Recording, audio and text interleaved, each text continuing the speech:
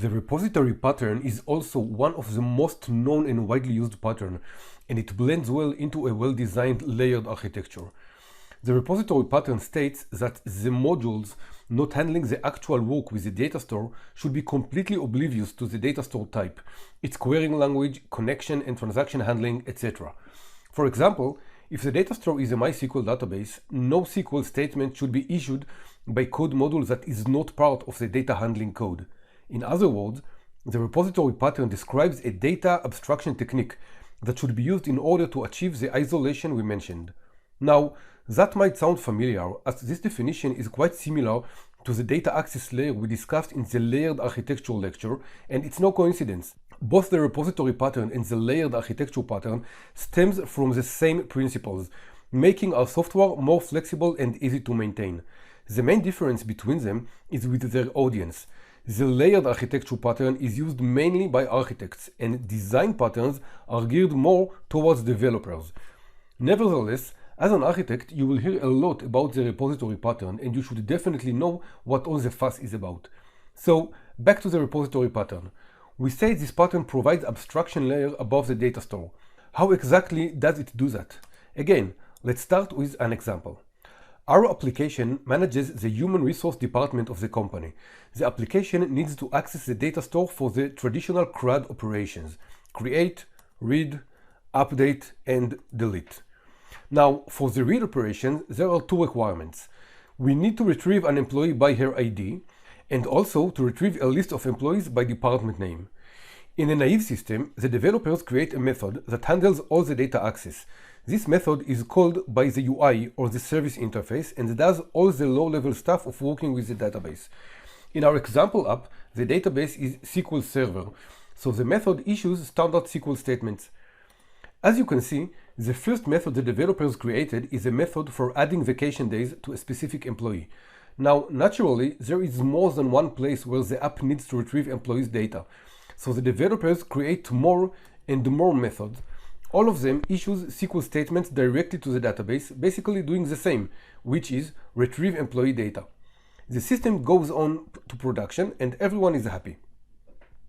3 months later, disaster strikes. It appears a column name has to be changed. Not a big change, just a typo that needs to be fixed. Now, what is the effect of this tiny change?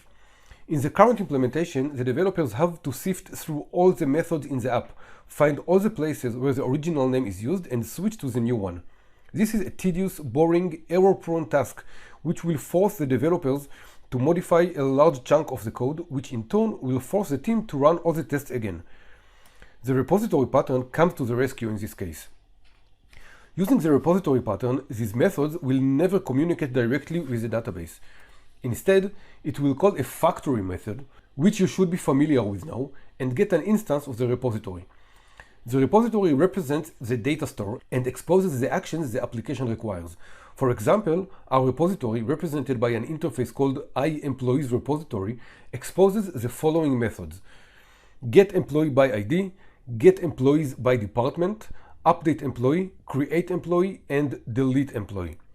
The factory method initializes a repository class, in this case a class that works against SQL Server, and issues the correct SQL statements and uses it for the various methods. The calling code has no idea what's going on in the repository class. The data may be stored in a database, in a file, sent to other systems. It simply doesn't care. What will happen now when a single column is changed? Simply, only the repository class will be modified. No other code should be touched. This makes the change much more simple and focused, which makes it flexible and much easier to maintain. And consider another, more extreme case. What will happen if a decision is made to switch to another type of data store, say from SQL Server to MongoDB? In this case, the effect of the change in a non-repository system will be huge. The SQL statements should be rewritten, the connection mechanism should be changed, transactions are a completely different beast. It's virtually a full rewrite of the whole system. But with the repository pattern, the change is subtler.